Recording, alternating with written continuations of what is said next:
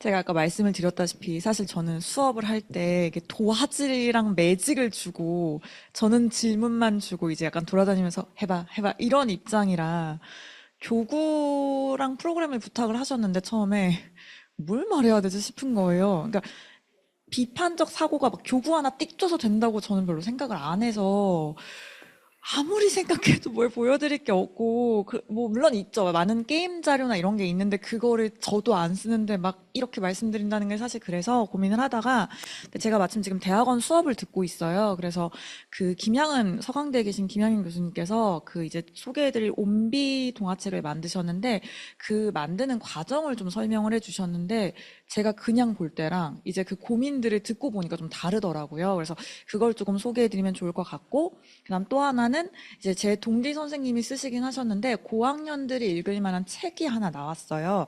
저랑은 전혀 상관이 없습니다. 네. 그래서 근데 이 책이면 아이들이랑 조금 일상의 얘기를 꺼낼 수 있는 소재로 되게 괜찮겠다 싶어서 메인으로 책 두 개를 소개를 드릴 거고요. 이제 뭐 앱이라든지 뭐 교구 조금씩 설명을 드리고 이제 팟캐스트 그리고 만드는 거 관련된 거를 제가 조금 또 얻어온 소스들이 있어서 그런 것들 보여드리도록 하겠습니다. 네. 그래서 먼저 보시면 이제 이 책 아마 보셨을 수도 있을 거예요. 워낙 인터넷에 많이 있어서 온비와 함께하는 스마트 세상 여행기라고 원래 유아 대상으로 나온 책이긴 한데요. 제가 보기에는 3학년까지도 많으면 4학년까지도 쓸 수 있을 것 같아요. 그래서 이걸로 뭐 수업을 하는 자체는 무리일 수 있지만 이걸 자료로서 활용을 해서 약간 동기유발을 해서 수업에 들어가시면 좋을 것 같습니다. 그래서 저학년용으로 우선 가지고 왔고요. 뭐 목표는 사실 미디어 리터러시만을 위해서 있는 게 당연히 아니다 보니까 이제 사이버 폭력도 있고 어쩔 수 없이 들어가야 되는 것들이 있어요. 그래서 이걸 다 쓰실 필요가 당연히 없으시고 보시다가 저거 좀 괜찮다 하시는 것만 취사 선택을 하시면 좋을 것 같습니다. 네, 이 교재의 특징은 말씀드린 대로 이제 연구자와 교사들이 협업을 해서 만든 자료다라는 게 굉장히 인상이 깊었어요. 그래서 보통 이제 이론을 하시는 분들이 만들면 약간 현실과 동떨어져 있거나 또 선생님들이 만드시다 보면 아무래도 이론적인 기반이 좀 없을 수가 있는데 그 이제 교수님께서 이 교재를 만들기까지의 그 회의록이랑 이런 걸 진짜 다 보여주셨는데 진짜 몇십 시간의 회의를 하셨더라고요. 그리고 이 사파가 분이랑도 회의를 되게 많이 해서 저는 그냥 그림인가 보다 하고 넘겼었는데 사실 이제 교재 개발을 참여하다 보면 그럴 때가 있긴 해요. 전 되게 포용성을 말했는데 막상 사파에서 여학생은 머리를 묶고 치마를 입고 남학생이 파란 바지를 입고 있으면 제가 말하는 포용성이 사파에 안 나와 버릴 때가 있거든요. 그래서 그런 것들이 되게 많이 좀 고민을 하셨기 때문에 이 교재는 아이들이랑 그림도 뜯어보시고 글도 보시기에 괜찮다 해서 가지고 왔습니다. 그리고 이제 아무래도 좀 지식 전달보다는 좀 질문을 하고 너가 써볼래 하는 활동들도 조금 있어요. 그래서 그런 것들도 좀 좋을 것 같았고요. 무엇보다 이제 무료로 다운이 되기 때문에 편하게 출력을 하셔서 쓰실 수도 있을 것 같습니다. 근데 물론 보시다 보면 저 얘기가 아까 선생님 제가 얘기한 거랑 좀 배치된다고 보실 수 있어요. 저도 그런 점들은 보이거든요. 근데 그건 그냥 개인마다 다 다르니까 이제 보시면서 이런 부분만 내가 선택해야겠다 생각하시면 좋을 것 같습니다. 그래서 이 책 같은 경우는 이제 6권으로 이루어져 있고요. 스마트폰의 용도 필요성은 이제 처음 들어갈 때 아이들 얘기하고 아이디와 비밀번호 이제 이야기하고 순서 2개가 있고 나머지 4개는 그냥 취사 선택을 하시면 돼요. 순서는 없는 책인데 저는 이제 그 중에서 처음에 입문하는 부분이랑 정보 검색과 선별, 뭐 판별까지는 사실 아니고요. 그냥 선별하는 정도? 그리고 컨텐츠 분별이 조금 눈에 띄었어요. 왜냐하면 저학년인데 개인 방송을 다루거든요. 그게 좀 인상 깊어서 요 3개를 소개를 해드리도록 하겠습니다. 네, 먼저 두근두근 첫 만남 스마트 세상과 인사요인데요. 그래서 이제 아이가 먼저 스마트폰을 줍고 거기서부터 시작을 하게 이야기를 하셨더라고요. 그래서 이제 교수님께서도 그냥 무작정 우선 스마트폰이 이거야, 너 어떻게 쓰고 있어 하는 것보다는 얘가 일상에서 스마트폰을 어떻게 인지하고 있는지를 좀 꺼내주는 게 좋을 것 같아서 이 활동을 기획을 하셨다고 하더라고요. 그래서 뒤에 보시면 이제 뭐 2시간 미만으로 써요. 이런 내용이 없고요. 본인이 써보는 거예요. 근데 그게 저학년한테 그런 기회가 있는 교재를 제가 잘 못 보긴 해서 그래서 인상 깊어서 가지고 왔습니다. 그리고 또 하나는 무조건 위험하니까 무조건 너 예방해야 돼, 조심히 써가 아니라 편리한 기능도 알려는 줘서 나름의 균형을 좀 갖추려고 했다라는 점은 이 교재의 장점인 것 같습니다. 보시면 이제 이건 스토리보드만 그냥 간단히 가져왔어요. 보면 이제 길을 가다가 얘가 스마트폰을 주워요. 그래서 스마트폰이 안녕이라고 합니다. 네, 저학년에 딱 맞는 내용이라고 생각합니다. 그리고 이제 스마트폰으로 처음에 교수님이 그러시더라고요. 네, 보통 애들이 게임만 할 수도 있고 전화만 할 수도 있고 아니면 스마트워치가 있으면 더더욱 아이들한테 스마트폰은 약간 게임과 영상용일 수 있는데 이제 그 외에도 사실 우리가 친척들과 통화를 할 수도 있고 여러 가지 기능이 있으니 그걸 먼저 좀 꺼내놓고 싶었다고 하시더라고요. 그래서 이제 이걸 읽으시면서 그냥 슉 지나가시는 게 아니라 한 페이지를 보고 친구들은 스마트폰으로 보통 뭘 해요? 그래서 발표를 좀 시켜보신다거나, 그럼 이제 아이들이 막 나오잖아요. 사실 그게 수업의 기반이 될 수 있거든요. 저는 저희 뭐 동물, 귀여운 반려동물이 있어서 그 사진첩에 다 찍어요일 수도 있고, 유튜버가 있을 수도 있어요. 네. 작년에 저희 반에 4,000명, 구독자 4,000명 유튜버가 있었거든요. 네. 그 부모님께서 저에게 귀띔을 해주시더라고요. 아이는 말을 안 했는데, 이제 게임 방송 유튜버래요. 수업 시간에 한마디도 안 하는 정말 얌전한 여학생. 그래서 이제 아이들이 저희가 모르는 삶을 살고 있을 수 있기 때문에 이제 좀 꺼내주시고요. 그 다음에 이제 보시면 스마트폰으로 이제 대화를 나누면서 뭐 여러 가지 할 수 있는 일을 살펴보아요. 저기서도 보면 아이들이 빈칸을 채울 수 있어요. 그래서 너가 생각하는 걸 좀 꺼낼 수 있다라는 점이 좋았고, 근데 이제 전 항상 이런 거 있을 때 애들 중에 그럴 수 있거든요. 여기에 제가 원하는 답이 없어요. 있어서 그럼 저는 항상 빈칸에 네가 원하는 거 그럼 말주머니 넣어서 써봐. 저 같으면 그렇게 할 것 같아요. 근데 그런 것들을 허용해주면 이제 아이들은 수업에 참여도가 올라가게 되죠. 그래서 어디까지나 이런 거는 그냥 가이드다 정도까지만 가시면 될 것 같습니다. 그래서 보시면 이제 스마트폰이 왜 필요한지 적어보았어요도 있는데 이제 이런 것들도 적고 그냥 넘어가는 게 아니라 뭐 한두 명 발표가 아니라 이렇게 돌아다니면서 예를 들어서 뭐 5명 이상이랑 얘기하고 앉아라든지 막 그런 거 있잖아요. 특히 저학년 같은 경우는 막 가위바위보해서 이기면 너만 말할 수 있어. 그래서 약간 게임과 섞어서 해주셔도 좋고.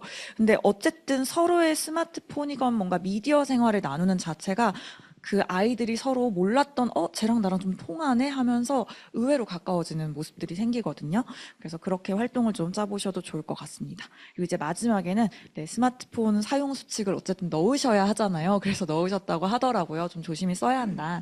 그런 부분들은 그냥 해주시고 그 다음에 이제 여기도 보시면 시간을 정하는 것도 저는 어쨌든 아이가 쓸 수 있게 제시가 되었다는 부분이 좋았어요. 여기서 막 쓰면 안 돼요. 자기 전에 꺼요. 이런 게 없고 본인이 써볼 수 있잖아요. 그리고 이제 저학년 같은 경우는 또 글을 못 쓸 수도 있죠. 그러면 그림을 그리거나 아니면 뭐 이런 것들을 사컷만으로 바꿔서 활동을 하셔도 사실 되고 아니면 모듬을 묶어서 니네가 한 컷씩 정해라도 되고 뭐 삼행시로 바꿔라도 되고 사실 활동은 많이 있습니다. 이렇게 하시면 되고 그래서 이런 식으로 해서 스마트폰 이제 마지막에 꾸며봐도 사실 꾸미다 보면 자기가 머릿속에 가지고 있는 앱들이 나올 거예요. 모든 상상은 이제 알고 있는 걸 기반으로 나오기 때문에 그렇게 해서 선생님들도 보시면서 얘네가 요 정도를 파악하고 이런 앱들을 좀 쓰고 있구나를 보시면 되고 아이들끼리 조금 나누게 하시고 그러면서 뭔가 주요한 앱들이 좀 있었다면 요거 수업 자료로 한번 써봐야겠다. 이렇게 좀 힌트를 잡으셔도 좋을 것 같습니다. 네, 다음은 이제 정보 판별인데요. 그래서 이것 같은 경우는 저도 이제 사실 읽으면서 이 부분도 좋아도 있었고요. 이거는 조금 애매한데도 있어요. 그러니까 그거는 살펴서 보시면 될 것 같고요. 이제 교수님께서 얘기하신 건 아무래도 저학년이다 보니까 막 팩트 체크를 하자 이런 쪽으로는 접근을 안 하셨대요. 그래서 우선은 정보를 검색하는 방법이랑 워낙 정보가 많잖아요. 그래서 너가 필요한 정보가 맞았는지를 좀 보자까지만 우선 넣었다고 하셨거든요. 그래서 여기서의 판단은 사실 그 확인이 아니라 내가 지금 필요한 정보를 맞게 찾았는가입니다. 보시면 혹시 저희 마이크 하나만 더 주실 수 있나요? 제가 미리 부탁을 드렸어요. 왜냐면 제가 이걸 다 읽으면 재미가 없기 때문에 저희 대학원 한때 동기 선생님께 제가 그냥 마음대로 부탁을 드려서 죄송한데 저기 선생님 주시면 돼. 그래서 이거를 읽어보면 무슨 의미가 있나라고 생각하실 수도 있으나 저도 수업 시간에 막상 같이 읽었더니 어라? 하고 안 보이는 게 좀 보여서 지금 좀 읽어보면 좋을 것 같아서 부탁드리겠습니다. 네. 열심히 달리던 열차가 조금씩 느려졌어요. 끽! 다 왔나? 두근거리는 마음으로 은비가 기차 문을 열었어요. 우와, 하늘 위로 무언가가 둥둥 떠다녀요. 글자가 하늘에 있어. 저기는 검색창도 있네. 감사합니다. 전 절대 이렇게 못 읽거든요. 감사합니다. 그래서 보시면 이제 첫 화면인데요. 막 글자도 있고 검색창도 있잖아요. 그러니까 이런 것들을 다 사파 하시는 분이랑 계속 회의를 해서 넣으셨더라고요. 그래서 정보라는 거에 글자도 있고 네가 검색창을 쓸 수도 있고 클릭을 하는 저런 마우스 버튼을 너가 볼 수도 있다라는 걸 다 의도를 해서 넣으셨던 거더라고요. 다음 페이지 또 부탁드릴게요. 기차에서 내린 온비가 안내원에게 다가갔어요. 여기는 뭐 하는 곳이죠? 전 세계의 정보를 찾을 수 있는 무엇이든 섬이에요. 그런데 지금은 아무것도 찾을 수 없어요. 왜요? 임금님이 마법사의 저주를 받았기 때문이에요. 마법사의 저주요? 네, 흥미진진합니다. 그래서 우선 컷 좀 끊어서 설명을 드릴 거라 이야기가 끊기는 점은 양해해 주시고요. 보시면 여기 이제 검색창이 막 여러 개 겹쳐진 게 있잖아요. 저희끼리도 막 저걸 보면서 저게 검색창이다. 근데 신문 같기도 하다. 막 이런 얘기도 저희는 했었거든요. 그래서 이런 사파들을 좀 하나하나 뜯어보시면서 아이들한테 이게 뭐 같아? 만약에 거기서 누가, 신문이요 하면, 너 신문 어떻게 알아? 아까 얘기하셨던 대로 그렇게 끌고 갈 수도 있는 거고, 저기 보면 저 다람쥐 친구가 시옷을 막 잡으러 가거든요. 이렇게 막 정보를 애타게 잡는다는 건 뭘까? 너 이런 경험 있어라고 했을 때 예를 들어, 제가 맛집을 찾아야 돼서요 라고 얘기할 수도 있는 거고요. 제가 로블록스 무료 아이템을 어디선가 찾고 싶어서 저렇게 헤맨 적이 있어요를 할 수도 있잖아요. 그러면 사실 이 한 페이지 가지고 2시간 활동을 하고 충분히 이야기를 꺼낼 수 있는 거예요. 그래서 막 이거를 꼭 다 읽는다 생각을 하지 마시고 이거 보시고 마음에 드는 부분만 활용을 하시는 자료로 쓰시면 될 것 같습니다. 임금님은 주민들을 대신해 필요한 정보를 검색해 주셨어요. 그러던 어느 날, 긴급 뉴스. 네. 라고 있습니다. 근데 사실 저는 이걸 보고 처음에는 왜 임금님이 정보 검색을 대신해 줬지? 좀 이상하지 않나? 라고 생각했다가, 이거를 애들한테 물어보면 되겠다. 그러니까 어떻게 보면 사실 알고리즘, 추천 알고리즘을 여기 얘기할 수 있거든요. 1차적으로 걸러줬기 때문에. 그래서 이런 것들도 그렇게 활용을 해보시면 좋을 것 같습니다. 뉴스를 보고 임금님은 주민들과 함께 성벽을 지키러 갔어요. 그런데 그 뉴스는 사실 마법사가 올린 거였어요. 그 틈을 타서 마법사가 몰래 들어와 검색창에 저주를 걸고 갔어요. 그걸 몰랐던 임금님이 돌아와 검색을 하고는 저주에 걸렸어요. 정말 큰일이네요. 섬 주민들은 이 문제를 해결할 수 없어요. 도움을 주실 수 있나요? 제가 어떻게 해야 하죠? 마법사가 낸 퀴즈를 풀면 저주를 풀 수 있어요. 이렇게 해서 이제 가짜 뉴스가 이제 여기서 등장을 합니다. 근데 뭐 아이들도 어쨌든 익숙할 수도 있어요. 쇼츠를 또 워낙 많이 보고 이제 부모님이나 학교에서 계속 듣다 보니까 가짜 정보가 뭔지 몰라도 그냥 가짜 뉴스는 나빠요. 막 이렇게 얘기도 해요. 그래서 어쨌든 아이들이 일상에서 뭘 접하고 있는지를 이걸 보시고 혹시 생각나는 거 있어? 어떤 단어가 생각나? 라든지 이런 식으로 해서 요거 다음 수업 주제로 가져가야겠다라든지 그럼 오늘 이거 해볼까? 라고 끌고 가셔도 좋을 것 같아요. 어떤 퀴즈예요? 토끼라는 단어를 쓰지 않고 토끼 그림을 찾아보세요. 마법사가 건 저주 때문에 검색창에 토끼라는 단어를 쓸 수 없어요. 토끼라는 단어를 쓰지 않고 다른 단어들로 검색해서 토끼 그림이 나오도록 해야 해요.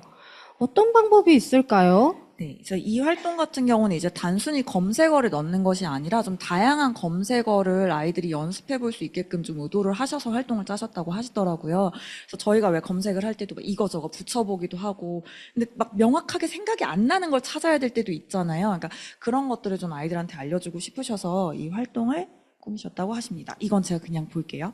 그래서 보시면 이제 막 이렇게 저렇게 사실 설명하는 그 방법은 국어로 갈 수도 있는 거예요. 이걸 어떻게 설명할 거니도 있지만 이제 그러면서 뭐 음성 스피커도 저기 보면 나오고 이미지 검색도 나오거든요. 사실 저걸 그냥 넘어갈 수도 있지만 이거 해본 사람이라고 하면서 예를 들어 저 같으면 이미지 검색에 대해서 오늘 얘기해 볼까? 이미지 검색 어떻게 하는 거지? 그러면 이 이미지 검색으로 나오는 것들이 있고 근데 사실 거기서 또 분명히 비슷한 이미지만 나올 수도 있잖아요. 그럼 그건 데이터로 갈 수도 있는 거거든요. 왜 이런 것만 나올까? 이런 것만 들어있어서 그래 라든지.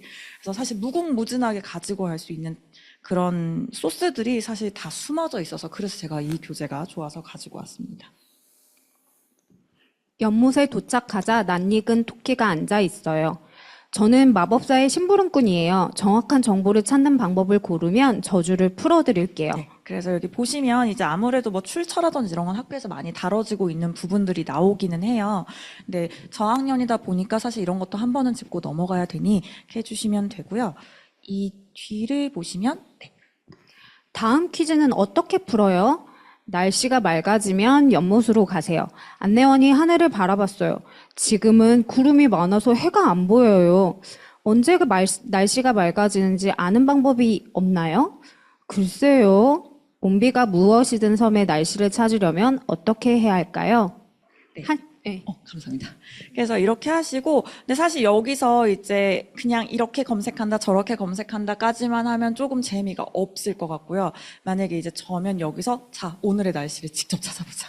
이런 식으로 해서 지금 당장으로 적용을 해도 되고, 이제 만약에 학교에서 수업을 계속 하실 수 있으시다면, 예를 들어서, 날씨가 맑아지면 언제 맑아지는지를 찾아와라. 다음 시간에 그걸 가지고 이야기를 하자라고 하실 수도 있고, 만약에 한 차시로 끝나는 수업이라면 오늘의 날씨를 네가 한번 찾아봐라 라든지, 아니면 여기서 조금 더 변형해서 너 혹시 가고 싶은 나라 있어? 뭐 그러면 거기 날씨도 한번 찾아볼래라고 던져주실 수도 있고, 그럼 이제 아이들 입장에서는 이건 책에만 있는 내용이니까 재미가 없는데, 이제 내 생활에서 해볼 수 있네가 되잖아요. 그러면 이제 선생님들은 돌아다니시면서 이제, 근데 여기서는 이렇게 조금씩 조언해 주시면 좋지 않을까 싶어서 이 교재를 가져왔습니다.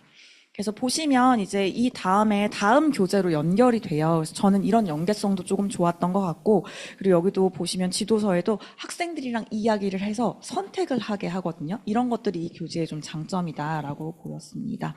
이걸 다 읽어드리기엔 시간이 좀 없을 것 같아서 요거는 그냥 간단히 보여드릴게요. 이게 제가 되게 인상 깊었는데, 그 유튜브에 좋아요 있잖아요. 막 인스타그램 좋아요. 그걸 가지고 쓰신 거예요. 그래서 개인 방송의 좋은 점과 아쉬운 점을 조금 얘기를 하고, 또 하나 인상 깊었던 건 그 좋아요의 세부적인 감정을 이렇게 다시 볼 수 있다라는 게 전 좀 인상 깊었습니다. 보시면 이제 이 아이들이 옵니다. 하트 축제라는 곳에 와서요. 이제 개인 방송을 하는 것이니 너가 하트를 주면 된다라고 이야기를 해요. 근데 이제 이걸 보시고 또 그렇게 생각하실 수도 있어요. 보시면 어떻게 보면 내가 하트를 주는 게 갑의 입장일 수도 있는 거잖아요. 그러니까 이 자체도 사실 얘기해 보실 수 있는 거예요.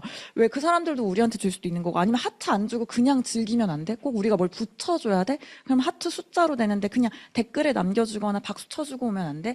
그런 활동으로도 이어가셔도 될 것 같기는 해요. 보시면 이제 이거 교수님께서도 그 지도서에 적어놓은 건데, 이 수업을 하기 전에 이제 개인 방송이 근데 왜 생겼을까?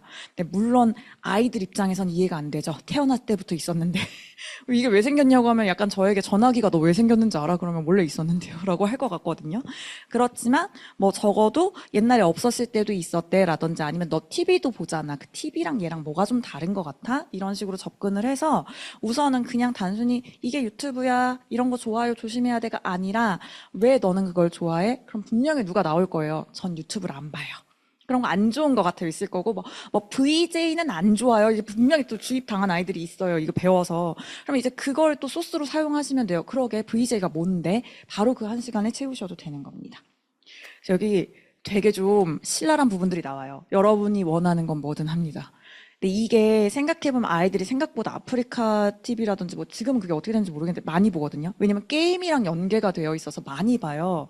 오히려 어른들이 모르지 아이들은 막 이거 해주시면 좋아요 눌러주세요. 이거 하면 저희가 뭐 할게요를 많이 알더라고요. 그래서 이런 걸 보고 그냥 깔깔 웃어요. 그렇기 때문에, 근데 이게 학교에서 저희가 꺼낼 수가 없잖아요. 뭐 너 핸드폰 꺼내서 알고리즘 열어봐 할 수는 없고. 그러니까 이런 걸 통해서 이거 본 적 있는 사람. 그럼 이제 저학년일수록 손을 들겠죠. 자랑스럽게 제가 봤어요. 그걸 가지고 이야기를 좀 하시면 될 것 같습니다. 그래서 여기도 보시면 막 유튜버랑 사실 똑같아요. 뭐 이걸 원하니까 해주긴 하는데 속으로 나 이거 하고 싶지 않은데, 사실 그런 크리에이터의 마음이 나오는 거거든요. 근데 이건 아이들은 이제 생각을 못할 부분이기도 하니까 이런 부분을 조금 잡아주시면 좋을 것 같아요. 그래서 하트가 나오고, 이제 여기 같은 경우 뭐 좋은 방송과 관련된 단어를 골라줘라고 있는데 사실 정답은 아닌 것 같고요. 이것도 마찬가지로 저기 있는 자료를 활용은 하시되 여기 있는 게 마음에 안 들면 네가 써도 돼. 항상 그렇게 좀 열어주시면 좋을 것 같습니다. 네. 그래서 활용 방안으로는 이제 뭐 동화책을 읽고 마음에 드는 활동 선택하셔도 되고, 뭐 순차적으로 하셔도 되고, 제 생각에는 지금 너무 재밌게 잘 읽어주셨는데 이런 식으로 좀 역할극을 하면서 거기서 예를 들어서 조금씩 바꿔봐, 리스토리로 바꿔봐, 이렇게 하셔도 될 것 같아요. 그리고 뭐 좋아하는 채널 소개하기라든지 유튜브 이용 책자 만들기, 이런 것들도 괜찮을 것 같아서 가지고 왔습니다. 이건 제가 넘어갈게요. 이건 다 아실 것 같아서 넘어가고, 네, 이건 이제 앱인데요. 혹시 이 앱을 모르시는 분이 계신가요? 아시는 분? 그러면 알 수도 있고 모르실 수도 있다는 걸로. 네, 앱이 있는데요. 이제 교육부 뭐 청소년정책연구원 미리는 함께 개발하였다고 합니다. 근데 이제 결론적으로 말씀을 드리면 되게 짧고 재미가 있진 않습니다. 재미가 있지는 않고요. 저는 써본 적이 없습니다만. 근데 사실 어쨌든 한 번 정도는 하면 좋을 것 같기는 하거든요. 그래서 가지고 왔고요. 이런 앱이 있다라는 자체는 의미가 있는 것 같아요. 근데 여기 보면 이제 개인정보 보호, 비밀번호 생성, 그리고 뭐 저작권 있는 그림과 영상 활용해서 뭐 만들고 키워드 검색으로 해서 그냥 간단히 끝나거든요. 이렇게. 간단히 끝나는데 제가 생각하기에는 여기 보시면 그냥 뭐 선택한 그림과 뭐 음악을 선정해요, 출처를 확인해요 정도가 있어요. 이거를 보시고 사실 지금 AI와 관련해서 계속 논란이 되는 게 저작권, 초상권 이런 것들이잖아요. 그러니까 이건 소스로만 쓰시되 근데 지금 생각해 보면 하면서 이제 수업에 가져가시는 거죠. 그래서 이건 그냥 동기 유발 정도로만 쓰시고 아니면 아이들한테 이걸 아예 해보라고 하시고 혹시 이거 하면서 조금 뭔가 문제 느꼈던 거 없어라든지 물론 저학년이니까 없을 수도 있습니다만 아니면 혹시나 아이들 중에 조금 아이돌에 빨리 눈을 뜬 친구가 있다. 그러면 아니면 뭐 동요 있잖아요. 동요라든지 아니면 가수 아이돌의 노래에 있어서 차이점 그런 것들로 접근을 하셔도 되고 그래서 이런 것들을 좀 중간중간 필요하신 부분만 취사 선택을 하시면 좋을 것 같습니다. 네, 이렇게 적었고요. 그래서 저는 토론 수업이 제일 중요한 것 같아요. 아이들이 서로 얘기하는 게 중요한 것 같고 어디까지나 교구는 이제 뭔가 좀 이야기를 잘 꺼낼 수 있는 소재 정도로 활용을 하시는 게 어떨까라고 생각을 해봤습니다. 네, 다음은 이제 이 책인데요. 사실 이 책이 되게 좋은데 이게 돈 주고 사야 되는 책이라 제가 이거를 사시라고 말씀드리긴 좀 그렇고요. 뭐 학교에 근데 부탁을 하실 수도 있고 저희 같은 경우는 강사님이 오실 때 부탁하실 때도 있으시거든요. 이 책 구입해달라고 하면 저희가 구입을 해요. 그래서 만약에 좀 긴 차시로 가신다거나 학교에 계시면 해보셔도 좋을 것 같습니다. 제가 이 책을 추천드린 이유는 이 선생님께서 실제 논문을 쓰실 때 그 온라인 채팅 주제로 논문을 쓰셨기 때문에 이제 아이들이랑 진짜 인터뷰를 다 하고 막 오픈 채팅 다 들어가서 살펴보신 사례를 가지고 쓰신 거예요. 그래서 정말 실제적인 사례가 많이 들어가 있고 그래서 이제 제가 그 선생님한테 물어봤어요. 이거 하기 전에. 선생님, 제가 발표를 할 건데 이 책을 왜 썼냐라는 거를 좀 물어봤거든요. 그랬더니 선생님께서 사실은 자기는 이걸 어른들이 읽었으면 더 좋겠다라고 하시더라고요. 왜냐면 애들한테는 너무 그냥 일상이니까 애들이 아니라 어른들이 보기에 맨날 채팅이 좀 성범죄, 사이버 폭력 이런 쪽으로 이어지는 게 좀 안타까웠다. 근데 그냥 하지 말라고 하면 한 애들은 더 몰래 할 수밖에 없다. 그래서 아이들이 실제 어떤 경험을 하는지를 조금 이 책을 통해서 사례를 제공하고 싶었다라고 얘기를 하십니다. 그래서 같이 읽어보시면 조금 좋을 것 같습니다. 그래서 이 책 같은 경우는 지금 판매 중이긴 책이라서 제가 내용을 드릴 수는 없고요. 근데 이제 목차를 보시면 다양해요. 네, 연애수다방. 아이들은 저기에 진짜 난리가 날 거고요. 인공지능 챗봇도 있고요. 뭐 게임 소통방도 당연한 거고 그렇게 당근마켓 얘기를 하더래요. 당근마켓도 채팅이라고 이야기를 하더래요. 아이들은. 그래서 이제 이 부분도 들어가고요. 덕질방. 네, 고학년 중요하죠. 덕질방도 들어가 있습니다. 사실 고학년들은 이제 물론 저 같은 경우는 이제 아이들이랑 좀 친해서 얘기를 꺼내라고 했지만 그래도 안 꺼내는 애가 분명히 있고요. 아니면 뭐 이번 차시만 만난다. 말을 안 할 수도 있어요. 할 수도 있지만. 근데 그럴 때 스토리텔링이 저는 조금 좋은 것 같은 게 아이들이 이제 안전하게 내 얘기는 아닌데 얘 얘기네라고 하면서 자기 얘기를 꺼내거든요. 그런 소재로서 좀 이 책을 활용해 보시는 것도 좋을 것 같다라고 해서 소개를 드려보았습니다. 이미지 같은 경우도 이제 사실 이 이미지 하나만 띄워도 아이들 1시간 얘기할 거예요. 아마 자기들이 아는 말인데 이게 어떻게 책에 나왔지 이러면서 이런 것들을 좀 활용해 보시면 좋을 것 같습니다. 그리고 네, 수업 같은 경우는 이제 토론, 온작품 수업으로 저는 조금 이용을 하는 편인데, 온작품 수업도 좋고, 그리고 이제 이야기할 때마다 조금 자리를 막 바꿔서 이야기를 하시는 것도 되게 좋고요. 중요한 건 계속 강조드리고 있지만, 아이들이 자기의 삶을 꺼낼 수 있게 좀 분위기를 만들어 주시면 좋을 것 같습니다. 다음은 이제 팟캐스트인데요. 팟캐스트는 사실 잘 지금 초점화되는 활동은 아닌 것 같거든요. 왜냐면 저희는 영상 제작을 하니까, 이건 제가 왜 가지고 왔냐면, 지난 6월에 제가 그 벨기에 연수 갔을 때, 그때 학회에서 그 독일의 공영방송국의 팟캐스트 담당자분을 만났어요. 근데 이제 그분께서 얘기하시길 좀 이따 보여드리겠지만, 그 팟캐스트 자료를 24개국어인가? 아무튼 번역을 하셨대요. 한국은 아무도 안 쓴다.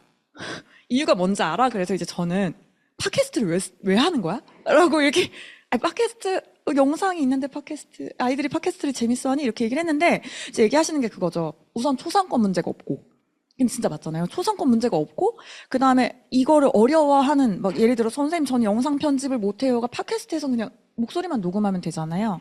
그래서 이제 거기서는 중학교에서도 예를 들어 뭐 라디오 같은 것들, 아까 라디오 말씀해 주셨는데 라디오 방송국도 운영을 하고, 자기들은 이제 그분께서는 예를 들어 메신저에 이제 음성 메시지를 되게 많이 쓰는데 그걸 이제 팟캐스트 보낼게라고 이야기할 정도로 많이 쓴다라고 그분은 어쨌든 얘기를 해주셨거든요. 그래서 이 자료 같은 경우는 제 지도 교수님인 정현성 교수님께서 아주 예전 21년에 소개하신 자료긴 한데 지금도 의미가 있을 것 같아서 제가 가지고 온 거예요. 여기 페이지에 가시면 이제 지금도 이 패들렛에서 아이들의 작품을 보실 수가 있거든요. 그래서 이걸 조금 사례로 삼아서 한번 수업을 꾸며보셔도 좋지 않을까라고 생각했고, 만약에 수업 차시가 짧다, 녹음을 할 시간이 없다, 그러시면 그냥 마이크를 돌리시면 돼요. 그래서 저는 한 번은 불을 다 끄고 바닥에 모여 앉게 하고요. 이제 바닥에 안 보이게 마이크를 돌렸어요. 그래서 이제 돌아가면서 그때는 약간 역할극이었는데 사실 이제 6학년 아이들이 죽어도 역할극을 못 하겠대요. 몇 명이. 그러면 불 다 꺼주고 너 숨겨줄 테니까 목소리로만 해 했는데 웬걸 갑자기 연기를 너무 잘하는 거예요. 가장 조용한 애가. 진짜 저희 다 터졌거든요. 근데 저는 그게 약간 팟캐스트의 시작점일 수도 있을 것 같아서 이제 그런 식으로 뭔가 보여주기는 어렵지만 말은 하고 싶은 친구가 있어요. 그런 친구들한테 마이크를 좀 지어줄 기회를 만들어주시면 좋을 것 같습니다. 네. 그리고 이제 이 마지막은 생성형 인공지능 윤리 보드게임입니다. 저는 써본 적이 없겠죠. 제가 지금까지 말씀드린 걸로 인하면. 근데 우선은 이것도 선생님들이 같이 좀 공모를 해서 만드셨다고 저는 들었어요. 그래서 제가 이따 교구를 보여드릴 거거든요. 우선 오늘 가지고 온 교구를 다 넣어놨기 때문에 한번 살펴보시고, 제가 사실 이걸 봤을 때는 좀 저는 개인적으로 고민이 되는 게 6학년 애들한테 주면 내용은 이해하는데 재미없어요 할 거고요. 5학년 애들한테 주면 보드게임은 재밌는데 내용을 이해를 못 할 거예요. 4학년부터는 좀 어려울 것 같고, 그래서 저는 이걸 어떻게 할까 생각을 했는데, 또 이제 오늘 자비의 선생님의 얘기를 듣다 보니, 이것도 편견일 수 있겠다 싶어서 한번 이런 것들도 활용을 해보시고, 저도 한번 활용을 해보려고는 하거든요. 이런 것들도 한번 써보시면 좋을 것 같아서 가지고 왔습니다. 네, 조금 짧긴 한데 우선 여기까지로 하고, 바로 교구 체험으로 가면 될까요? 네, 그러면 제가 100번 말하는 것보다 보시는 게 나을 것 같아서 아까 소개는 못 드렸는데 아까 제가 독일 팟캐스트 말씀을 드렸잖아요. 그래서 거기서 지금 키트 카드를 받아온 게 있어요. 근데 사실 이게 PDF가 마지막 버전이 안 들어간 것 같긴 하거든요. 그래서 원래는 그것도 보여드리려고 했는데 이건 영어본이고요.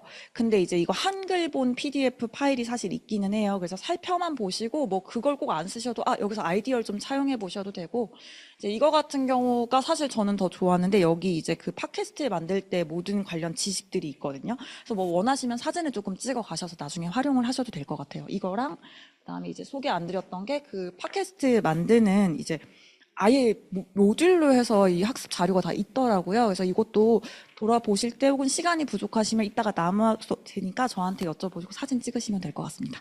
그럼 제가 좀 돌릴게요.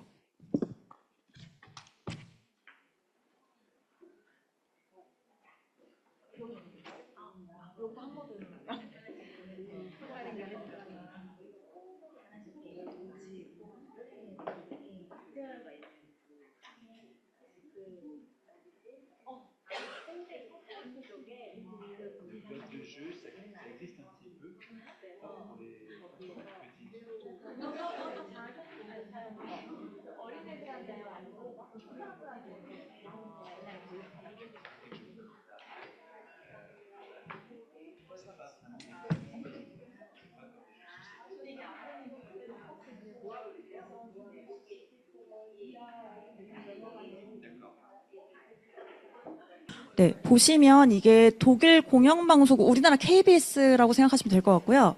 거기에서 팟캐스트 키트를 제작을 했는데, 이제 그분의 얘기는 한국어는 다운이 안 되더라. 너희 왜 안 쓰니? 그래서 제가 몰라서 안 쓰지. 우리 이거 있는 줄도 몰라. 그래서 되게 적극적으로 한국에서 이 자료를 좀 사용해 줬으면 좋겠다라고 얘기를 사실 하셨거든요. 그래서 만약에 수업을 하시면 진짜 거기에 연락을 하셔도 될 것 같아요. 왜냐면 그 담당자분께서 홈페이지에 우리가 올려줄 수도 있다. 좀 적용 사례를 보고 싶다. 한국의 컨텍스트에서라는 얘기를 하셨고, 그래서 요 자료였는데요. 지금 제가 여기 있는 모듈 그 세부 안을 보여드릴 거긴 한데 영어거든요. 저도 이건 영어로밖에 못 받긴 했는데 요청하면 그때 한국어로 다 자료가 있다고 얘기는 하셨어요. 그래서 보시면 이제 이게 한국어 자료 카드인데요. 뒤에 아무 내용도 없어요. 그래서 이거는 그냥 아이들이랑 이 중에서 팟캐스트 만들 때 너가 생각하는 중요한 거 뭐야 해서 그냥 키워드 뽑아서 그걸 거기서 얘기하시는 건 도화지 같은 데 붙여서 마인드맵 하는 그냥 기본 도구로 활용해라 라는 거였습니다. 근데 생각보다 뭐 팟캐스팅 플랫폼, 뭐 역할과 책임, 언어와 어조, 뭐 조사, 영향 이런 식으로 저희가 좀 생각해 볼 수 없었던 세부적인 내용들이 있어서 제가 가지고 왔고요. 여기 사이트에 가시면 이거 제가 그냥 한국어로 번역했거든요. 보시면 다양한 다른 나라 사례도 보실 수가 있어요. 저는 팟캐스트 쪽이 우리나라에서 많이 안 다루어진 부분이다 보니 그 부분을 조금 생각을 해보셔도 좋지 않을까라고 생각을 했고, 그래서 유튜브 영상도 찾아보시면 있고요. 뭐 이런 식으로 뭐 수직선에 사직선으로 그려서 하는 경우도 있더라고요. 이거 보시면 되실 것 같고요. 네, 이런 식으로 교재는 되어 있습니다. 그래서 이제 이따가 돌아가면서 보시면 될 것 같고, 네. 또 이런 식으로도 하셨어요. 이거는 이제 거기서 연구하시는 분들끼리 하신 거거든요. 이런 식으로 또 얘기를 하는 거라서 그 홈페이지 들어가서 보시면 될 것 같고, 궁금하신 거 있으면 저한테 질문하시면 될 것 같습니다. 네.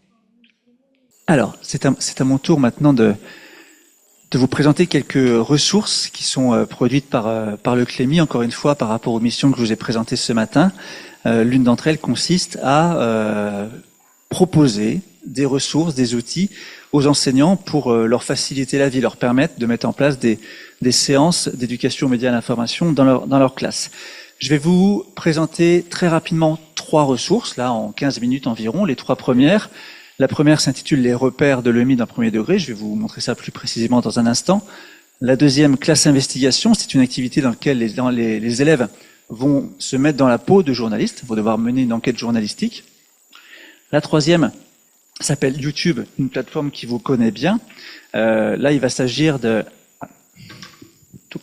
Excusez-moi un instant. Ok. Il va s'agir de comprendre comment fonctionne l'algorithme de YouTube. Et puis, je suis là, voilà.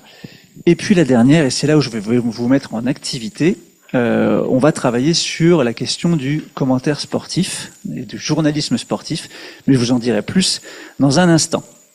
Donc, le premier outil que je voulais vous présenter s'intitule les repères de l'EMI dans le premier degré.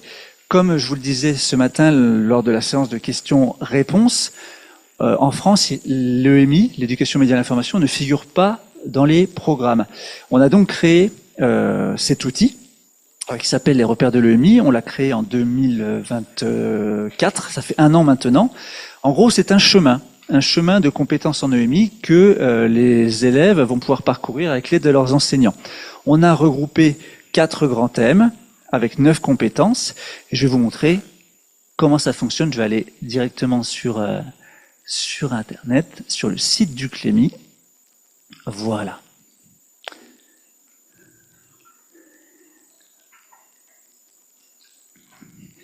Et donc les 4 grands thèmes dont qu'on a insérés, le premier c'est l'information, le deuxième c'est les médias, le troisième c'est liberté d'expression et citoyenneté, et le quatrième c'est l'image médiatique. À chaque fois la mécanique est la même. Vous avez un point de départ et puis des petites étapes que les élèves vont devoir parcourir pour arriver à la première compétence. La compétence 1 que vous voyez ici au milieu, elle s'intitule « Identifier et comprendre ce qu'est une information ». Donc c'est vraiment le début, on essaye de comprendre ce qu'est une information. Et pour y parvenir, on va d'abord définir la notion d'information, faire la différence entre une information, une rumeur et une opinion, identifier les éléments essentiels de l'information, comprendre ce qu'est une source. Voilà, il y a 4 étapes et après on a la compétence 1. Et ce qu'on a voulu pour faciliter vraiment la vie des enseignants, c'est par exemple, si vous cliquez sur cette première étape, vous avez un tableau qui apparaît. Alors je vais me mettre de l'autre côté, hop. Ici, vous avez cycle 1, 2, 3, c'est le niveau de classe. 1, c'est les tout petits, 2, c'est entre 6 et 8 ans, et 3, c'est 9, 10 ans. Donc, en fonction du niveau que vous avez en classe, vous allez pouvoir voir si la ressource qu'on propose correspond. Et puis, vous avez des ressources qui sont proposées soit par le CLEMI, soit par des partenaires médias. Lumni, c'est un partenaire média du CLEMI qui produit des ressources et qui nous a permis d'intégrer ces ressources-là dans ce tableau-là. Et puis ici, vous voyez où vous en êtes. Donc on est à la première étape et une fois qu'on aura mené des séances et des séquences sur ce sujet, on va pouvoir aller progressivement jusqu'à la compétence 1. Voilà. Et donc, au fur et à mesure, les élèves vont acquérir ces compétences. On peut mener de front des compétences sur l'information, des compétences sur les médias. Les deux premiers thèmes, information et médias, ça regroupe ce qu'on considère comme étant les fondamentaux, l'éducation média, l'information. Et puis, une fois qu'on les maîtrise, on peut aller sur des sujets peut-être un petit peu plus complexes. Liberté d'expression et citoyenneté. Donc, qu'est-ce que c'est que la liberté d'expression? Et puis, ici en bas, il y a la question des stéréotypes de genre dans les médias, voilà, dont on parle beaucoup en France. Et puis, sur l'image médiatique, vous voyez, le chemin se coupe en 3 morceaux. En haut, ça va être la photographie. Au milieu, c'est le dessin de presse. Et en bas, c'est les infographies médiatiques qui peuvent être travaillées avec les élèves. Donc, voilà pour ce premier outil que je voulais vous montrer rapidement. Ensuite, je vais vous parler de classe investigation. Hop, il est là. Donc, classe investigation, c'est un outil qui a été développé par mon collègue Sébastien, qui est dans l'autre classe. En fait, ils ont créé plusieurs scénarios dans lesquels l'élève est confronté à un fait divers, un fait d'actualité. Ils vont devoir aller, les élèves, recueillir plein de témoignages, plein d'éléments sur ce qui s'est passé, identifier la bonne information de la mauvaise information, considérer quelle peut être une source fiable ou une source non fiable, et à la fin, produire son propre reportage. Voilà. Donc je vais vous montrer simplement le petit clip qui présente cette activité.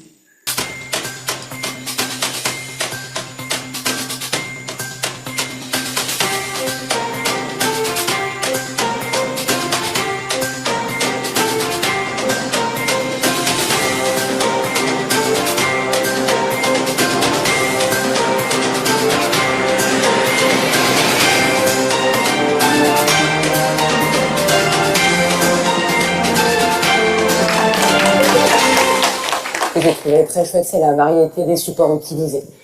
Les élèves ont pu lire, ont pu écouter, ont pu prélever de l'information, transmettre de l'information à leurs partenaires. Donc ça croisait pas mal de choses et l'écrit était au service de l'oral. Mais je crois que l'essentiel, c'est que les enfants sont clairement acteurs de ce qu'ils apprennent. Et donc c'est tout de suite transposé. Je prends des notes, je m'en sers pour compléter un questionnaire. Ce questionnaire me servira à produire mon reportage.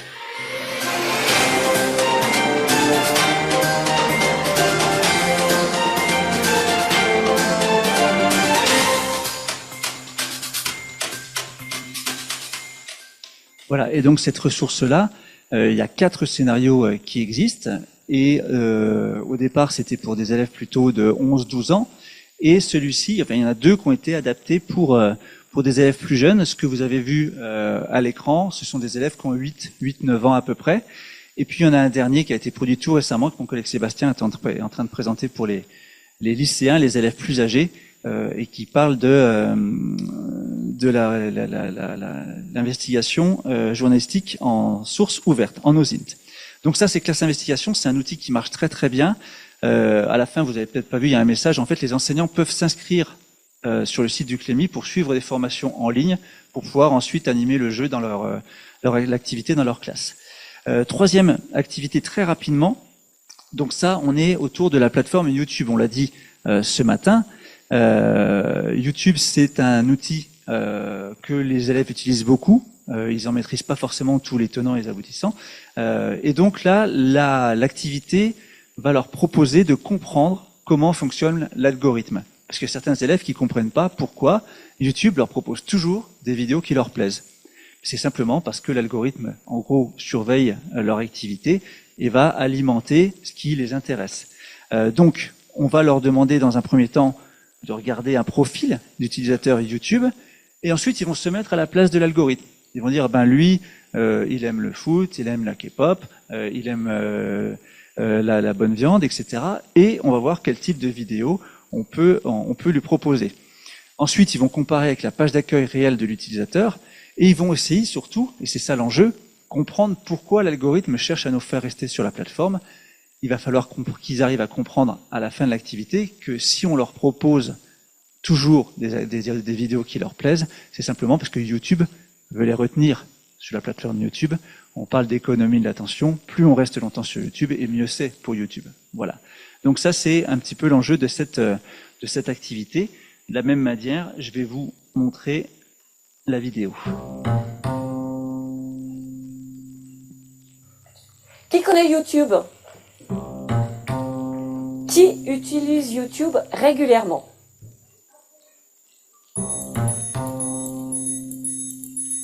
La séance, elle est née de la demande d'une enseignante du premier degré qui s'était rendu compte que ses élèves étaient de gros consommateurs de YouTube et elle voulait donc les faire réfléchir sur leur usage de la plateforme. On a voulu pour cette séance que les élèves travaillent à partir d'éléments réels, authentiques. On a enregistré un certain nombre de navigations YouTube chez des utilisateurs et c'est ça le matériau de base de la séance, c'est de la navigation réelle. L'activité elle se déroule en plusieurs temps.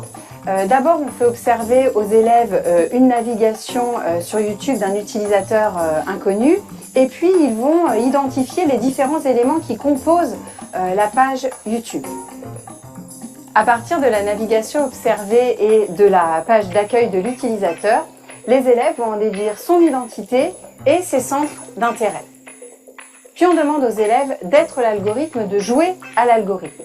À partir de la carte d'identité d'un utilisateur, ils vont composer eux-mêmes les recommandations de la page d'accueil et les recommandations qui figurent sous la vidéo que l'utilisateur est en train de regarder. Ils vont eux-mêmes finalement devenir l'algorithme.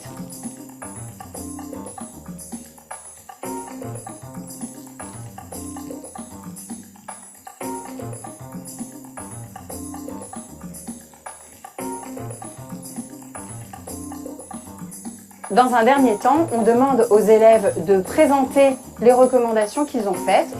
On compare avec les navigations authentiques et on entame une discussion sur le fonctionnement de l'algorithme.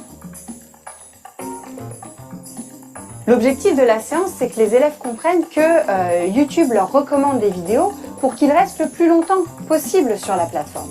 Et cet enjeu de captation de l'attention, c'est un enjeu crucial en éducation aux médias et à l'information. On peut ensuite aller plus loin et parler avec les élèves des publicités auxquelles ils sont confrontés au cours de leur visionnage et puis aller aussi jusqu'à parler de l'économie de la plateforme. Ils étaient très attentifs, ils étaient très intéressés et je dirais qu'on part de leur univers, de leur vie réelle. C'est-à-dire que oui, ce sont des utilisateurs de YouTube, mais là, on va leur révéler des choses qu'ils ne savaient pas forcément. J'ai beaucoup aimé l'atelier collage et découpage. J'ai bien aimé quand on a fait les pages d'écran. C'est un outil que l'enseignant peut utiliser tout de suite.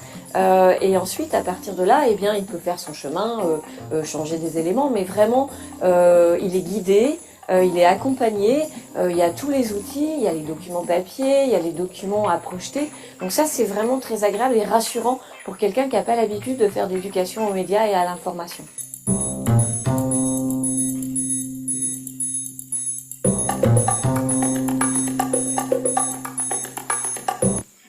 Voilà pour cette ressource autour de YouTube. Donc vous l'avez compris, on est dans le même esprit que ce que je vous expliquais tout à l'heure, avant le repas. On propose des ressources qui vont permettre aux enseignants d'aborder des sujets qui touchent au quotidien des élèves. Vous avez vu, quand elle a demandé qui connaît YouTube, qui utilise YouTube, tous les élèves ont levé la main. Et donc, par contre, ils savent pas forcément comment ça fonctionne. Donc, c'est une ressource intéressante de ce point de vue-là. On arrive, donc là, je suis passé très vite sur ces 3 premières ressources.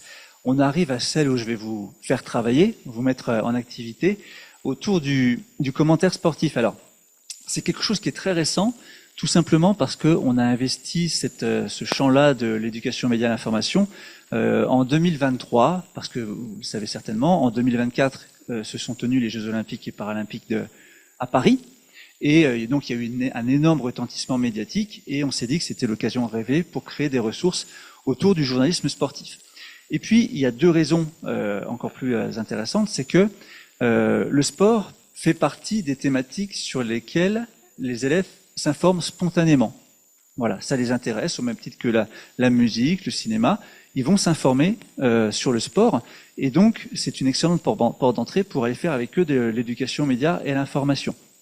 Ensuite, il faut aussi bien comprendre qu'un journaliste sportif, c'est d'abord un journaliste, c'est-à-dire qu'il va délivrer une information de qualité et que si on arrive à comprendre que ça marche comme ça dans le journalisme sportif, c'est pas difficile ensuite d'élargir pour qu'ils comprennent que tous les principes journalistiques du journalisme sportif s'appliquent dans le champ journalistique.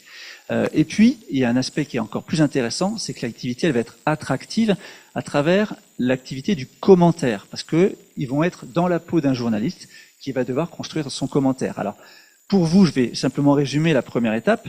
La première, c'est de comprendre ce qui compose un commentaire sportif. Alors, pour y arriver, on a travaillé avec des journalistes sportifs français. Je vous disais tout à l'heure, on travaille beaucoup avec les médias. Des journalistes qui sont connus, qui travaillent pour des médias nationaux, la télévision publique nationale, la radio publique nationale, et une chaîne exclusivement sportive, un journal et une chaîne sportive qui sont très très connus en France. Ils ont travaillé avec nous, on a fait des interviews où ils expliquent comment ils travaillent, quel est leur métier. Donc on diffuse cette petite vidéo, et en fait on fait comprendre aux élèves qu'un commentaire sportif, il est composé de 3 éléments, de l'émotion, de l'information, et puis une part d'analyse. Quand même, on va expliquer un peu plus précisément ce qui se passe, même si souvent l'analyse, ce sont les consultants qui la réalisent. Les consultants, ce sont souvent ces anciens sportifs de haut niveau qui accompagnent les journalistes. Une fois qu'on a fait ça, et c'est là que vous allez entrer en scène, on va leur proposer des extraits de retransmission sportive. C'est pareil, donc ce sont les médias qui nous ont fourni ces images, et l'extrait, on va leur proposer sans le commentaire. On leur donne pas le commentaire, parce que ça va être à eux de le construire.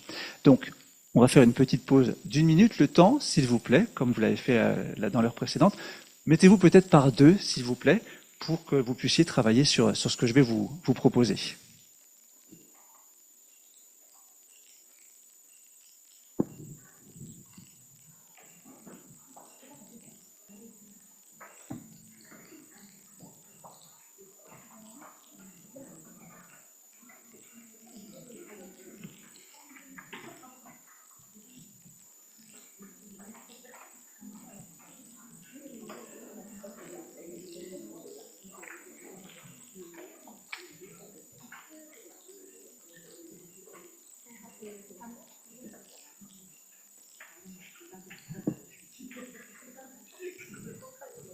Ok, alors, il y a une partie d'entre vous qui va avoir la chance de travailler sur un extrait de judo, une compétition de judo. Alors, ici, il y a des éléments de contexte. Alors, vous l'avez peut-être sur un corpus qui a été mis en ligne, et sinon j'en ai imprimé quelques feuilles. Ces éléments de contexte, ils vont vous servir pour construire votre commentaire sur la vidéo à laquelle vous allez accéder à travers ce QR code. Alors ne le faites pas tous, on va diviser en 2 parce que j'ai 2 extraits. On va dire, allez, cette rangée-là, vous allez faire le judo, 1, 2, 3, et puis jusqu'à là-bas. Et puis l'autre partie, vous allez faire après, il y aura de l'athlétisme. Donc, si vous voulez, prendre ça et puis faire passer derrière. Voilà, please, yeah. This one and here. Yeah. Donc pour ceux qui vont travailler sur le judo, vous avez la feuille et vous avez le QR code. Vous allez accéder à la vidéo sans le son de ce que vous devez commenter. Est-ce que vous avez tous pu scanner le QR code? C'est bon pour là, pour le judo? Et maintenant, je vais vous montrer le QR code pour la finale du 100 mètres aux Jeux Olympiques de Tokyo en 2021. Donc cette partie-là, vous pouvez scanner le QR code et vous avez les éléments de contexte. Donc la consigne qu'on donne aux élèves, elle est la suivante. Vous avez des informations qui sont vos éléments de contexte, vous avez une image et vous allez devoir produire un commentaire où il va falloir mettre de l'émotion. Alors l'émotion, ça se passe comment l'émotion? C'est dans la voix, c'est dans les mots, c'est dans la vitesse à laquelle on parle. C'est comme ça qu'on donne de l'émotion à un téléspectateur ou à un auditeur. Et puis, il faut le faire tout en donnant de l'information. Donc ça donne 2 éléments qu'on peut évaluer pour voir s'ils ont bien compris l'activité. Il faut qu'ils arrivent à mettre dans leurs commentaires de l'information et de l'émotion. Donc ce que je vous propose, il est 15h25, de travailler peut-être très rapidement, en 10 minutes, ensemble, vous essayez d'écrire un petit commentaire en vous mettant par deux. Et puis dans 10 minutes, on verra ce que vous avez écrit. Je diffuserai les images et on écoutera vos productions. Est-ce que c'est bon pour tout le monde? Si c'est bon, on fait ça. Comme ça. Ok, à vous de jouer. Et si vous avez besoin, n'hésitez pas à me demander. Avec Eugene, on pourra traduire éventuellement si besoin. Allez, on va pouvoir se lancer. C'est pas grave si vous n'avez pas terminé. Donc, vous l'avez compris, un quart d'heure, c'est absolument pas suffisant pour faire ce travail, et encore moins pour des élèves. Les élèves ont beaucoup plus de temps pour préparer le commentaire.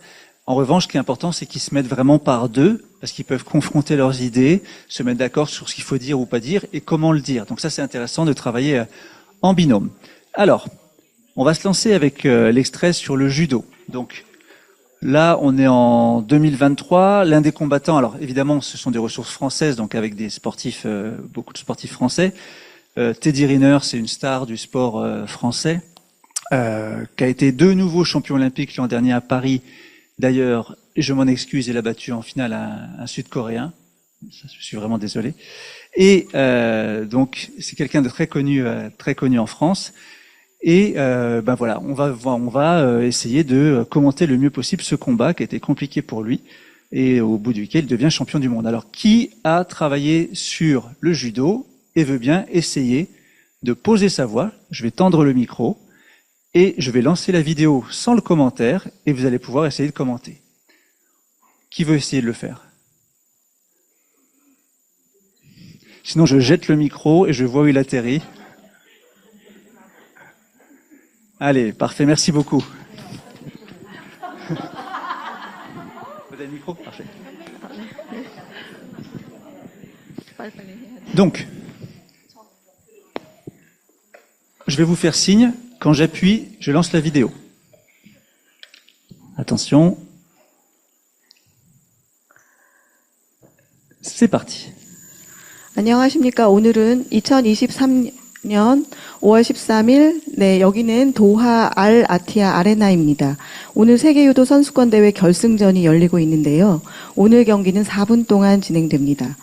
오늘 경기는 만약 시간이 종료되면 골든 스코어로 돌입하게 되는데요. 네, 선수 맞붙었습니다. 네. 네, 이번 헤비급 결승전은 프랑스의 테리 리테르와 러시아의 이날 타소예프가 맞붙었는데요. 네, 옷무새를 다듬는 타소예프입니다. 아니구나. 네, 테디 리네르입니다. 네, 네, 관중 환호하고 있는데요. 네, 테디 리네르는 이미 헤비급 세계 챔피언 10번을 한 선수죠. 네, 관중들로부터 열렬한 환호를 받고 있습니다. 네, 숨을 고르는 테디 리네르. 네, 다시 한번 맞붙습니다. 네, 결전 속에 네, 테디 리네르 선수가 우승을 했는데요. 네. Merci beaucoup. Donc, vous voyez, spontanément, en plus, ça provoque des réactions positives dans un collectif, donc encore plus avec de jeunes élèves. Alors, après, vous pouvez, c'est ce que je vous disais tout à l'heure, évaluer le nombre d'informations que vous avez pu réussir à glisser dans votre commentaire, comment vous avez pu essayer de faire passer l'émotion, parce que c'est ça qui est important. Et puis, la deuxième étape, une fois que les élèves ont réalisé leurs commentaires, eh bien, on va leur faire écouter le vrai commentaire avec le journaliste qui a travaillé à ce moment-là. Allez, mains sur les genoux, là! Ah, excusez-moi. Allez, mains sur les genoux, là! Il est oxy! Le souffle est court, les muscles sont lourds pour il a le Tassoyef! Après presque 8 minutes de combat! Wazari. Oh là là, il l'a dit! Pour Teddy Riner! Et à chaque fois, il part sur son pourri-waza. C'est un truc de fou quand il en peut Teddy plus. Riner est champion du monde pour la 11e fois! 16 ans après son premier titre mondial!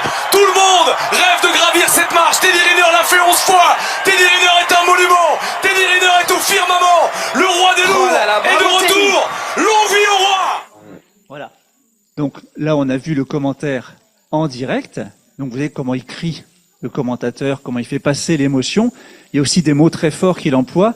Et puis, lui, c'est le commentateur. Et donc là, il va nous expliquer pourquoi il a commenté ce moment-là, de cette façon-là. Ça permet aux élèves de vraiment comprendre comment il a travaillé. Un événement sportif, c'est une histoire avant tout, et là on est sur la fin de l'histoire.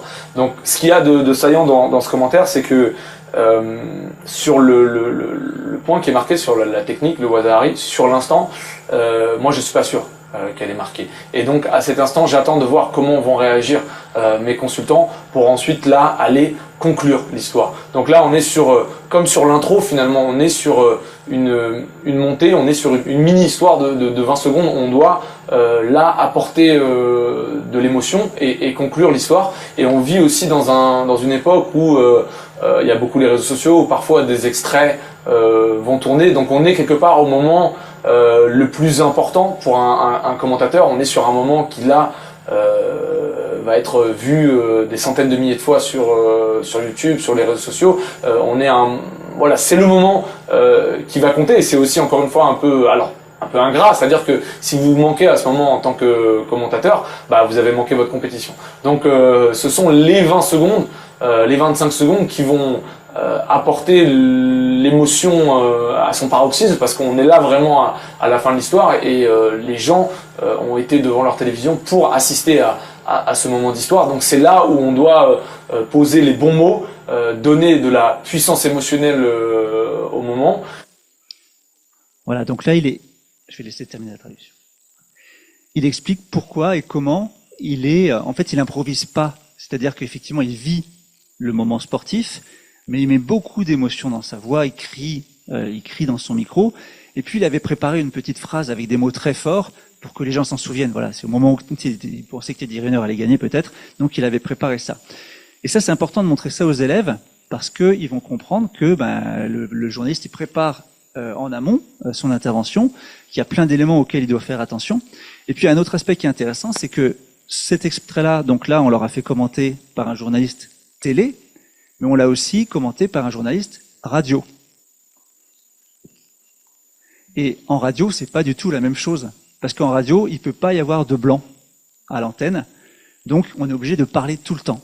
Donc on est obligé d'ajouter de la description, des tas d'éléments pour faire vivre l'événement à l'auditeur qui ne voit rien. Et donc on a interviewé un autre journaliste de la radio publique française qui explique que lui il a plein d'éléments qui vont permettre de nourrir son commentaire et qui vont permettre à l'auditeur de se faire une image mentale. Et donc ça peut être un autre élément d'évaluation pour l'élève. Celui qui travaille sur un extrait, on lui dit toi tu travailles comme un journaliste radio, eh bien il va falloir que son commentaire soit tout le temps en place, il peut pas s'arrêter, et puis il va falloir qu'il donne plein d'éléments. Par exemple, le journaliste nous explique qu'il va donner la différence de taille entre Teddy Riner et son adversaire, que Teddy Riner il est en bleu et que l'autre il est en blanc. Plein d'éléments comme ça qui vont permettre à l'auditeur de se faire une image mentale de ce qui est en train de se passer. Donc c'est une activité vraiment riche. Et maintenant, on va passer, encore merci pour le commentaire, c'est très bien. Et on va passer au 100 mètres. Alors, je vais aller chercher la vidéo du 100 mètres. Où est-ce que je l'ai ? Là. Alors, qui veut essayer ? Alors là, le 100 mètres, c'est un exercice très particulier parce que ça dure 10 secondes. Il faut parler très vite. Qui veut essayer de le faire ?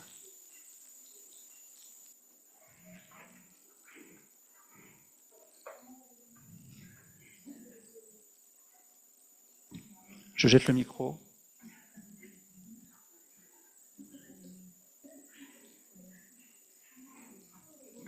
Personne n'est partant pour le 100 mètres ? Ah voilà, merci beaucoup.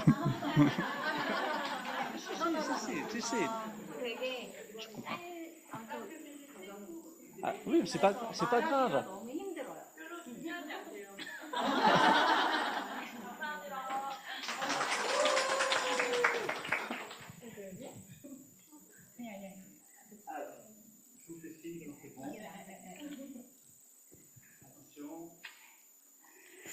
네, 2021년 도쿄올림픽 남자 100m 결승전입니다. 4번 레인에 연구차 한일세종 출발위원회 실격에서 레인 홈을 시작했습니다. 네, 준결승 기록은 스프터가 로리 베이커가 9.38의 무게를 몰고 있는데요. 네, 지금은 마르셜 야콥스와 레인 클레드가 끝이 났습니다. 네, 1등 우승은 야콥스가 결승전에 먼저 통과했습니다. 야콥스는 이탈리아인인데요. 이번에 이탈리아가 결승전에서 높이뛰기 금메달을 차지하면서 2개의 메달을 차지했습니다.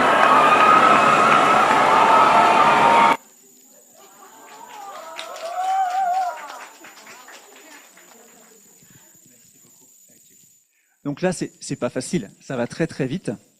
Ça va très très vite. Il faut donner plein d'informations. Mais j'ai entendu avec la traduction, l'information importante, vous le dites, c'est un Italien. C'est un sportif italien. C'est pas commun qu'un sportif italien gagne la course la plus importante aux Jeux Olympiques. Et donc, vous avez insisté là-dessus, et c'est très bien. On va faire la même chose. On va écouter le commentaire du journaliste français.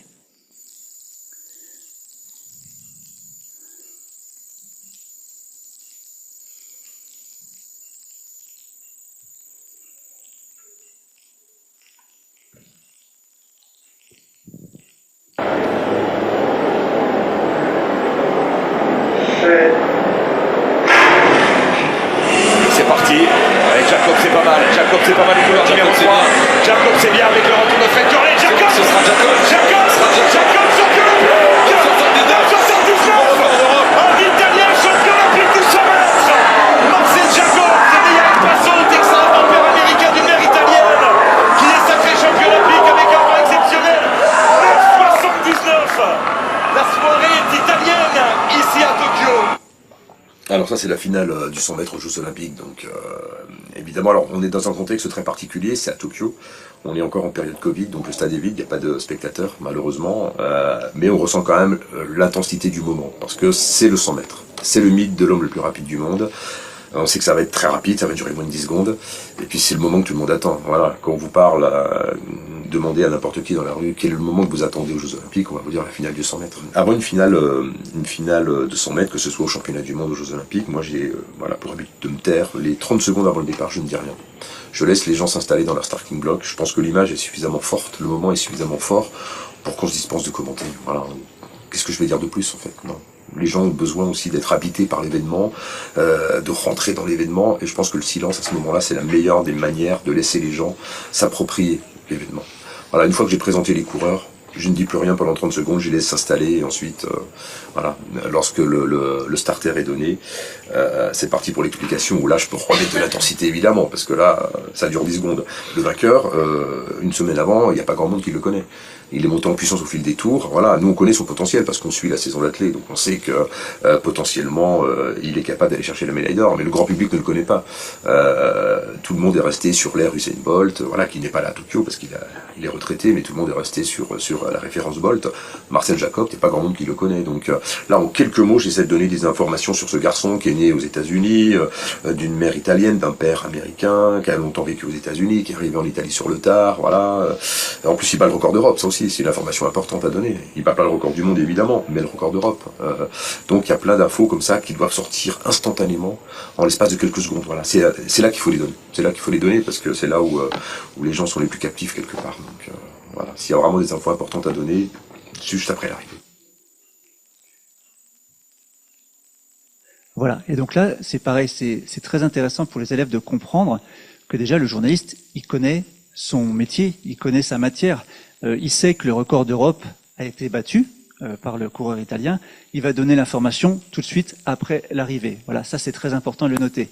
Il connaît aussi très bien le coureur, parce qu'il a suivi les courses en amont, il sait qu'il est bon, qu'il a une chance d'avoir une médaille, donc il a des informations sur lui.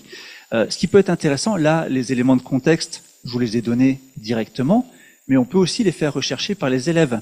C'est-à-dire qu'ils vont aller faire une recherche en ligne, par exemple, sur la course du 100 mètres aux Jeux Olympiques de Tokyo, qui était au départ, qui a gagné, quels ont été les temps, etc., etc., avec évidemment la consigne de trouver des informations de qualité, des informations fiables, sinon ça marche pas.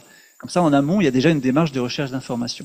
Et puis après, encore une fois, vous allez évaluer sur est-ce que j'ai mis de l'émotion dans la voix, est-ce que j'ai réussi à accompagner l'image. Autre élément qui est intéressant dans ce qu'il dit, il dit, moi, pendant 30 secondes avant le départ, je me tais, je ne dis rien. Et ça, il le fait parce qu'il est en télé. Voilà, et effectivement, ça donne une tension, nous on est dans notre canapé dans le salon, mais le 100 mètres, on l'attend depuis 4 ans, le 100 mètres des Jeux Olympiques, et paf, ça va partir, mais on est presque, lui, il a cette technique-là, il se tait pendant 30 secondes pour que les gens se mettent en tension avant la course. Évidemment que si on le fait à la radio, ça peut pas marcher. Voilà, donc c'est encore des différences notables, ça permet aussi d'augmenter la culture médiatique des élèves.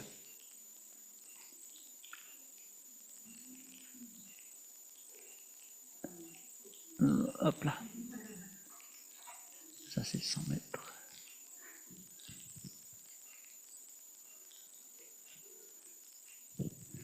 Donc en fait, on va vraiment travailler plein de compétences durant cette activité. Moi, je vais pas vous les redire, mais c'est une activité qui est vraiment très riche et surtout, elle est très intéressante parce que, encore une fois, elle est très attractive. Les élèves n'ont aucune difficulté à se glisser dans l'activité et en la menant de bout en bout, ils vont apprendre plein de choses sur la façon dont se construit une information, la façon dont on prépare un commentaire, et ça va être une porte d'entrée pour ensuite travailler sur d'autres sujets que le sport. Et je vais vous montrer simplement la petite vidéo pour vous montrer comment ça se passe dans une classe. C'est parti, avec Jacob c'est pas mal, les couleurs numéro 3, Jacob c'est bien avec le retour de Fred Cornet, Jacob, ce sera Jacob, champion olympique, 79, un Italien champion olympique du 100 mètres, Marcel Jacob, c'est meilleur Passo, Texan, vampire américain d'une mère italienne, qui est sacré champion olympique avec un rang exceptionnel, 9,79. La soirée est italienne, ici à Tokyo. Et c'est Julien Simon qui va se préparer sur le pas de tir. Et le vent qui souffle. La France qui est en avance pour l'instant. Une finale entre Julia Simon et Elvire Auberg qui s'arrête pour la séance de tir. Alors elle s'apprête à tirer sur la cible numéro 1. Dans le cadre des Jeux Olympiques et Paralympiques de Paris, on a décidé de s'intéresser au journalisme sportif, et plus précisément aux commentaires sportifs. Le sport est un sujet souvent très fédérateur pour les élèves, et donc une bonne entrée pour faire de l'éducation aux médias et à l'information. L'activité que nous vous proposons amènera les élèves à commenter une compétition en direct devant la classe. On commence la séquence en montrant aux élèves des images d'une compétition de judo sans le son. Et même si les élèves peuvent relever de nombreux éléments grâce à l'image, ils comprennent rapidement que sans le son, évidemment, le téléspectateur ne peut pas tout comprendre. Il lui manque des informations, mais aussi les émotions que transmettent les commentateurs. Pour comprendre ensuite comment le commentaire se fabrique, on a interrogé 4 journalistes sportifs. Ils expliquent leur rôle, comment ils se préparent avant de commenter une compétition et présentent les informations essentielles à donner dans un commentaire sportif. Pour la suite de la séquence, l'enseignant peut travailler soit sur le biathlon féminin, soit sur le 4x400 mètres masculin. Une fois le sport défini et le vocabulaire de la discipline expliqué, on s'intéresse aux enjeux de la course qui va être étudiée. Puis, à partir d'extraits de la course, les élèves analysent certaines citations du commentaire. A-t-on des informations? Quelles émotions sont transmises? On note que chaque citation donne au moins une information et que les émotions partagées sont variées. Rien d'étonnant, puisque le rôle d'un commentateur sportif est d'informer le téléspectateur et de l'accompagner dans la compétition. Enfin, les élèves vont jouer le rôle du commentateur sportif. Pour les préparer à cela, l'enseignant rappelle les notions vues précédemment et leur demande aussi de rédiger une phrase exprimant la joie en cas de médaille pour la France et une phrase exprimant la déception dans le cas contraire. Le but, c'est d'être prêt, quelle que soit l'issue de la course. C'est incroyable, Julia Simon qui porte l'équipe de France sur son dos, franchit la ligne d'arrivée, victorieuse. Pour la première fois de l'histoire de France de biathlon, le relais féminin est remporté. Le but de l'activité n'est pas d'arriver à un commentaire idéal, mais bien de comprendre comment se fabrique le commentaire. On conclut la séance en projetant aux élèves l'extrait de la course avec le commentaire original, puis on échange à ce sujet. Dans la séquence, on propose aussi un prolongement, la rédaction d'un post Instagram à l'issue de la compétition. On travaille ainsi l'écrit et on aborde la temporalité de l'info.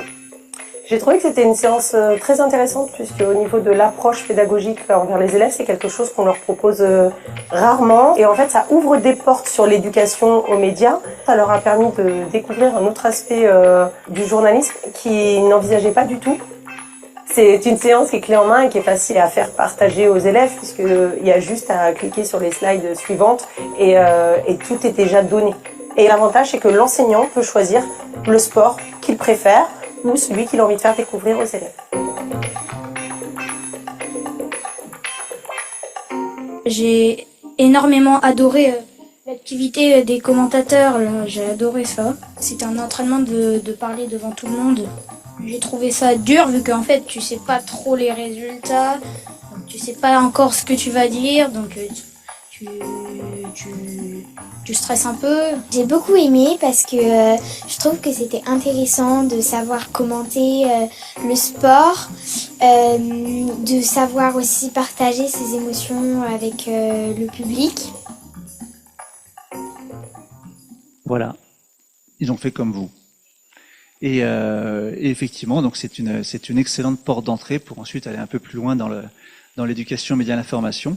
Mais on a préparé aussi des autres ressources dans un parcours de formation pour les enseignants sur l'interview sportive, c'est-à-dire que la personne qui va aller interviewer un sportif après une épreuve, après un tournoi, après un match, et ils vont comprendre aussi que c'est pas toujours la même chose d'interviewer quelqu'un qui a perdu que quelqu'un qui a gagné. Encore une fois, il y a la gestion des émotions pour le journaliste, et puis il y a posséder suffisamment d'informations pour mener une interview intéressante face au sportif qu'on a face à lui. Voilà, je vous remercie beaucoup d'avoir joué le jeu, d'avoir participé à cette activité, et c'est la fin de la présentation. Merci à vous, Kamsahamnida.